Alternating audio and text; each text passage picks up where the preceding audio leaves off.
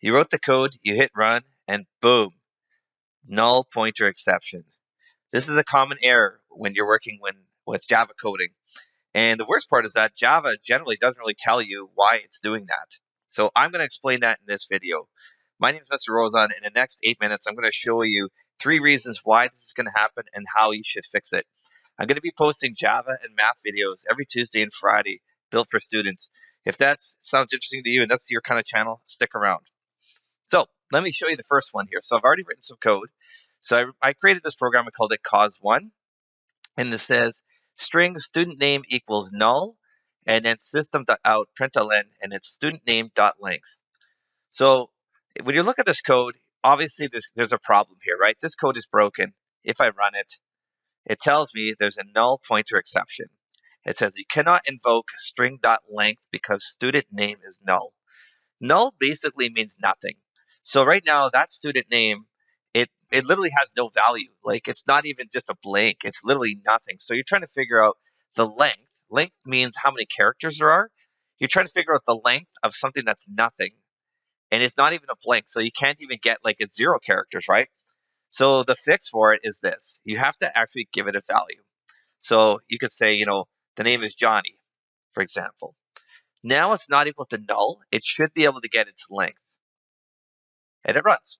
Okay, Johnny has 6 letters, so that's why it actually ran. If you have no name at all, so earlier I put in that the name is equal to null, you get the null pointer exception.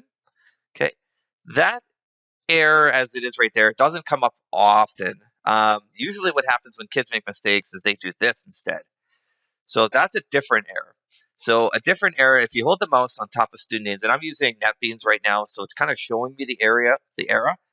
Sorry, I can't even talk. The error. It says variable student name might not have been initialized.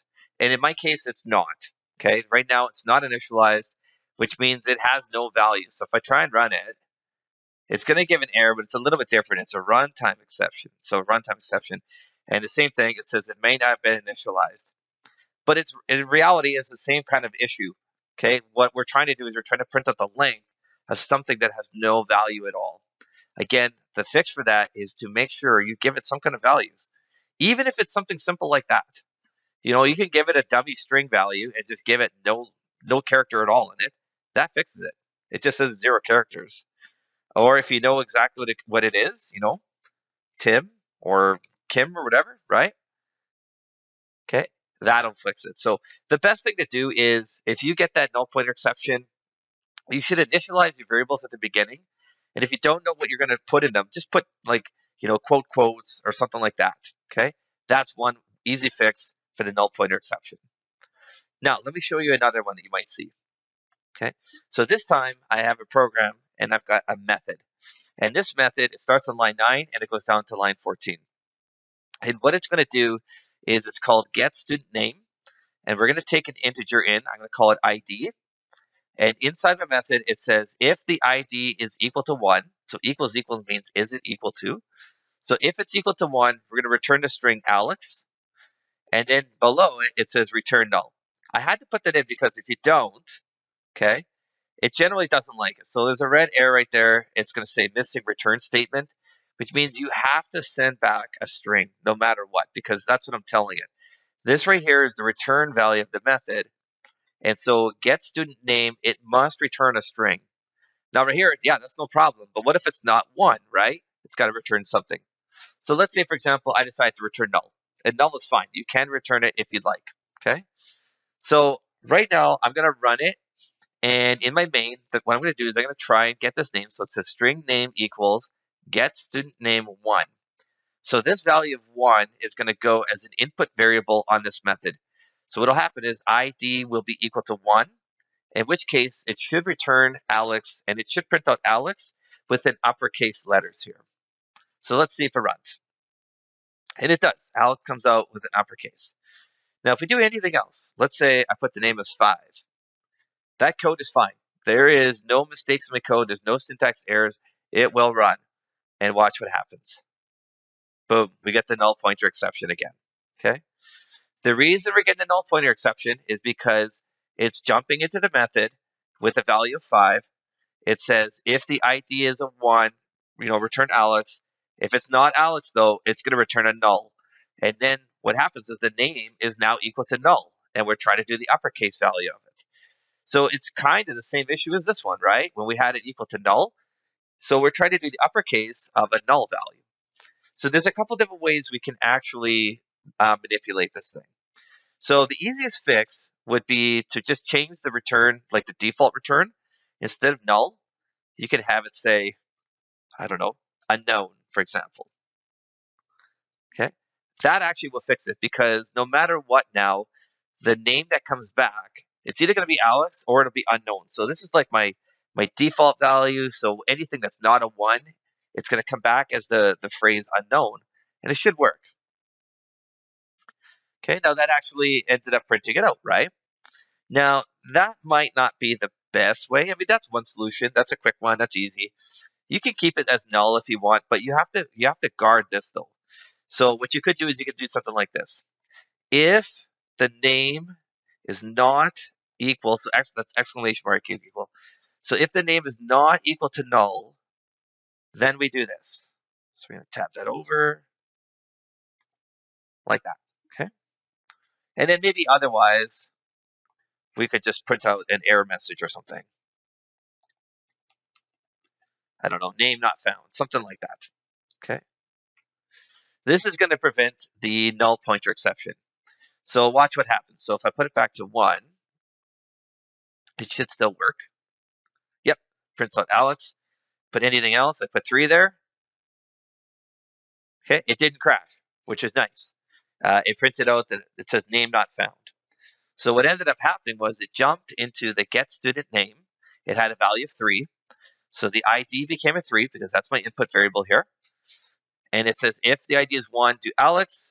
Okay, but otherwise it's going to return null. So it did come back as a null. That's fine. Okay, but because the name is equal to null, it is not able to run this line. If it's anything other than null, then it's fine, right? If it's Alex, then it's okay. So that's how I could fix it, right? You can fix it either way. You can adjust it and make an if statement and check for a null, or you could just change the return statement altogether and not return a null in that scenario. Okay. Sometimes though, people like returning things like null, or if it's a number, maybe returning -1, things like that, because then it can give an indication that something went wrong in the method, right? So it might be better to return a null. So this is one way that you can fix it. Like I said, multiple ways. You just got to make sure that you're not trying to do name that uppercase of something with a null in it. Okay, now let's look at cause number 3. Here's another one that's kind of common. Okay, and again, it's the same issue, right? The null pointer exception means you're trying to manipulate or you're trying to do something that is equal to nothing, essentially. So look what happens here. So I've created an array of names, and it's going to be an array of strings, and it's of size 3. So this line, what you can picture in your head in Java, you can imagine that there's like memory, right? And we're making almost like a rectangular box with 3 slots in it. And each of those slots, we can put a name in it. This line right here, line 5, what we've basically done is just define the size of the box. But we didn't state what's inside each of those boxes. So we don't know what the first name is, what the second name is, what the third name is. And when I try to run line 8, it's going to do system out println. So to try and print out names 0, which means the name in spot 0 or the string in spot 0, and we're going to convert it to uppercase. This is going to crash. Okay, we got the null pointer exception one more time. Okay, and the reason is because names 0 is null. So we're trying to print out the string that's stored in name 0, and we're going to try and make it uppercase, but it doesn't even exist. Okay, so how do we fix that? We have to ensure that we give all of those array values values. We have to actually give them something to work with, right? So you could do something like this. So names spot 0 equals Jen. So that'd be the first name in my list. Names 1. Actually, I should say list. It's an array. An array is a type of list, though. Okay. Let's make another one here. So names equals John. And then names location 2 is going to be Kenny. That should fix my error. So if we run it, it actually works. Now, it actually printed out Jen, and there really was no issue at all. And yeah, hopefully this kind of makes some sense to you. If this video helped you out, write a comment below. Okay. And if you really want to see more of this stuff, like and subscribe.